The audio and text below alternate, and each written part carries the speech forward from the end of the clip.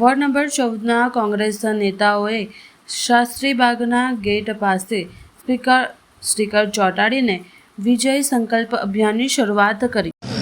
આજે ward number 14માં ward પ્રમુખ શ્રી તીર્થ બ્રહ્મભટ્ટની આગેવાનીમાં એના દરેકે દરેક કાર્યકરો આગેવાનો સ્ટીકર અભિયાન હેઠળ નીકળ્યા છે। અમે અહીંયા સિમ્બોલિક સ્ટીકર અહીંયા ચોંટાડ્યું છે। અમે દરેકે દરેક ઘરે જઈને નોક કરીને પૂછવાના છે કે શું તમે ભારતીય જનતા પાર્ટીના શાસનથી થાક્યા નથી? શું તમે રોડ રસ્તા જેનાથી ઓર્થોપેડિક હોસ્પિટલો ફૂલ થઈ ગઈ છે એનાથી થાક્યા નથી? ગંદા પાણીને લીધે આપણા ઘરે જે નાના ભૂલકાઓ હોય છે કે વૃદ્ધ લોકો હોય છે એને કમળો કોલેરા જેવી બીમારી થાય છે તેનાથી તમે થાક્યા નથી? ગટરની સમસ્યા વારંવાર રહી છે। અહીંયા પૂર આવવાના પ્રયત્નો કરી રહ્યા છે। જ્યારે પૂરતું પાણી નળમાંથી તમને જોઈતું હોય તે નથી મળતું, પરંતુ જ્યારે તમને પાણી ના જોઈતું હોય ત્યારે પૂરનું પાણી તમારા ઘરમાં ધકેલનાર આ ભ્રષ્ટાચારી જનતા પાર્ટી તમે થાક્યા નથી?